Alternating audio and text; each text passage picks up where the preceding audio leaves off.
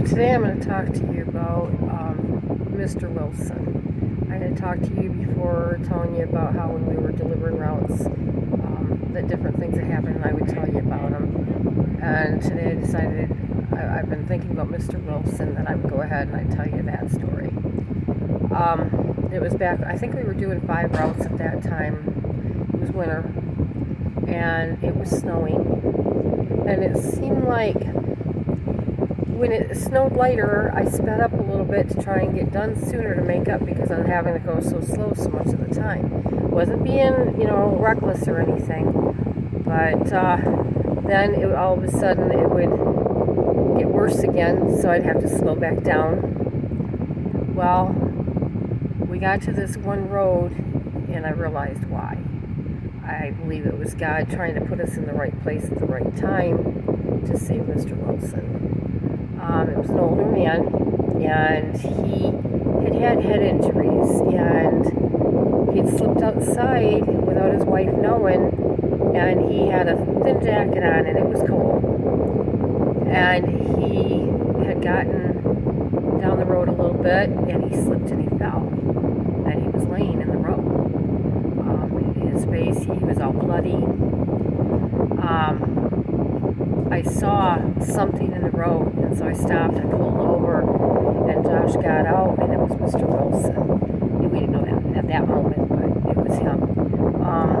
So Josh helped him up, and helped him to get into my car, and I turned the heat up so he could warm up, because I figured he was probably cold with what little he had on, a thin jacket when it was really cold. And come to find out, here it was one of our customers. And so we took him down the road to his house, and we stayed there until his wife, we were able to get her to come to the door, and so she could take care of him. And I let her know what had happened. I was able to get a hold of her, let her know. And I figured that when she saw him, she'd probably freak out and get really, really worried, I said that he seems to be okay, but you're probably going to want to get him checked out, and she did. But she was very thankful. And if we had not gotten there when we did, he could have froze to death, or laying in the road, he could have been run over, and people might not even have realized, especially when it was snowing hard, But we always tended to stop and help people, even though we were delivering the papers, because our customers all knew that we were really good about delivering. If we were running late, there was a good reason for it, and we would get there as soon as we could. And most of them did not complain.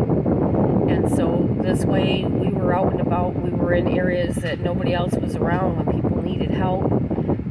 I don't even know how many times we've saved somebody's life because we went out of our way to help somebody that needed it at a bad time. So now I can't get around like I could. I can't hardly do anything because that woman T-boned us. But I get on Facebook. I got 5,000 friends. And because of what happened to Bob, I'm always looking for anybody that seems down, that's sick, needs some support, something. And so I try to be supportive to help them to get through it. And I have helped people that way too. I've had people that were suicidal, and I was able, oh my God. All right, I'm going to have to go because somebody's being too loud. You're not going to be able to hear me anyway. Take care. Bye.